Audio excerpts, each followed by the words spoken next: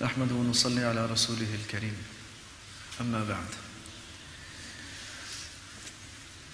Islam has placed a great deal of emphasis on being clean and pure. And being clean, cleanliness and purity are not just important from a social perspective because of what people might think, but there are some very important religious and spiritual elements that are involved in our hygiene. So I use two terms. One is being clean and the second is being pure. The concept of hygiene in Islam covers both things. A person may be clean technically or apparently, but they may not necessarily be pure. And sometimes the opposite is true. So being clean means that generally speaking there is nothing on your body that is visibly dirty. There's nothing about you, your body, your clothing that is apparently and visibly dirty or filthy. So if you have looked after that, then you have kept yourself clean. But then there's purity, tahara. And tahara means that we are clean from two aspects. We are pure from two aspects. One is from any apparent impurity. Islam has classified certain substances as impure. There are certain substances that are impure, so our body and our clothing must be free of those substances. If there is even a little bit of that substance on our body or our clothing, then we are considered impure. No matter how clean one may seem, but our salat would not be accepted. We would not be allowed to come into the masjid in that condition, and so on and so forth. So this is one aspect of tahara that every Muslim is very concerned with, to make sure. And this is why we have the whole concept of istinja, that after you relieve yourself, after you use the bathroom, there are certain things that must be looked after in terms of cleanliness. And water is necessary to use in order to remove impurity, because paper, toilet paper for example, it will reduce the impurity, it will not remove the impurity. And that's why there's a great deal of emphasis on using water. So we should be in the habit of using both. Second thing is, sometimes a person has washed themselves, but some splashes have fallen on their body, on their clothing. We are responsible for that. The Prophet ﷺ tells us that these droplets that sometimes splash on a person's body or clothes, one thing is that it leads to doubts and suspicions forming in the mind. People who are constantly paranoid, double-minded, or have some sort of obsessive compulsive disorder,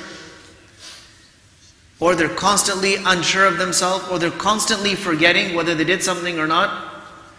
Being impure has a role in that for many people. That's why the Prophet ﷺ says, "Istanzihu min al-bawl, fa inna ammat al-waswasi minhum." Keep yourself pure from urine, because often the waswas, the doubts and the suspicions that come, they come from this. And the other hadith, فَإِنَّ عَامَّةَ عَذَابِ الْقَبْرِ مِنْهُمْ. At the punishment of the grave, many people will be punished in the grave because they do not keep their bodies and their clothing clean. Once the Prophet ﷺ passed by two graves and he said, إِنَّهُمَا لَا يُعَذَّبَانِ وَمَا يُعَذَّبَانِ فِي كَبِيرٍ. Both of the dwellers of these graves are being punished, even though they could have easily avoided that punishment. أَمَّا هَذَا, as for this one, فَكَانَ يَمْشِي بِالنَّمِيمَةِ. This one used to spread rumors. He was a talebearer, taking news from one side and conveying it to the other. The one conveying all the gossip, all the bad news, or all the negative things about one person, rumors. So he could have avoided it just by staying quiet. And the other one is being punished because could not keep themselves clean from urine. So this is an extremely important thing for us.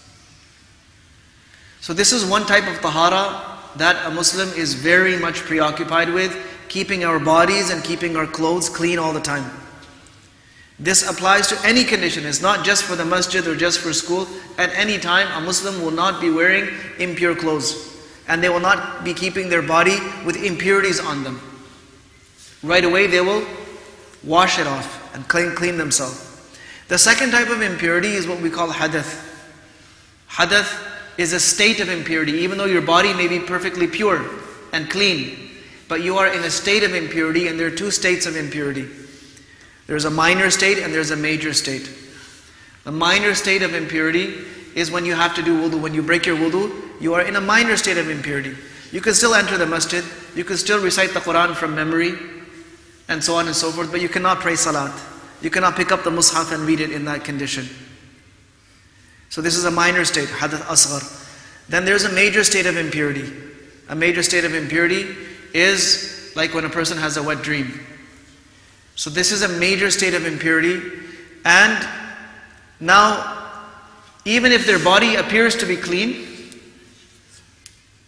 the state that they are in is impure. Because of that state, they cannot recite the Quran. They cannot enter the masjid. They obviously cannot do any of the other things. They cannot pray and so on and so forth. So, a Muslim, whenever they fall into a state of major impurity, which is called hadath akbar, they will never allow themselves to stay in that state for too long. Right away they will take a bath. The only way to purify yourself from that is by ghusl, by taking a full bath. And that bath involves washing every part of your body, so that not even a single hair remains dry. Washing the whole body, rinsing the mouth properly, rinsing the nose properly, then a person comes out of this state. So a Muslim will never keep themselves in the state of hadath akbar, of this major state of impurity. And a Muslim will try to avoid staying in a state of minor impurity as well. Why? Because first of all, the Prophet ﷺ tells us that purification is half of iman. And the Prophet ﷺ has told us that every time a person performs wudu, the sins fall off of their body with the water.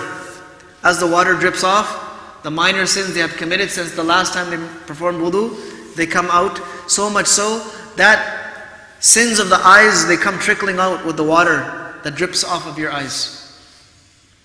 Sins come off from beneath your nails with those droplets of water.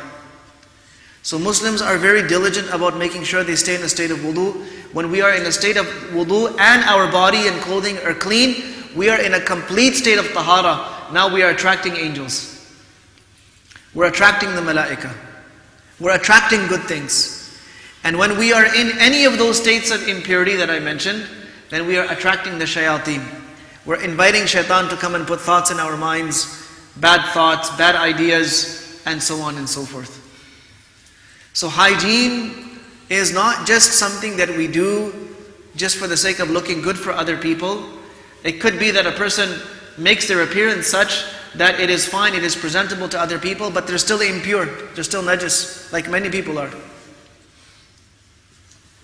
So tahara is a necessary aspect of our deen. Every single one of us should be familiar with the ahkam of tahara. And it's not something to laugh about, it's not something to be shy about. These are realities. Somebody told Imran ibn Hussein radiallahu anhu, it was a Jewish person, they were making fun, they were mocking, they were trying to mock Islam and trying to make fun of the teachings of Islam. They said, did your Prophet teach you everything including how to use the bathroom? He said, yes, absolutely, he taught us how to do that. And these are the etiquettes that he taught us, because Islam is a complete way of life. It's a pure way of life. Today, there are many influential people, actors and singers and so on and so forth, that are actually running movements. Can you imagine? They are running movements for people to wash themselves after they use the toilet. They're saying this is one of the major causes of diseases. It's so disgusting. Popular people are doing this.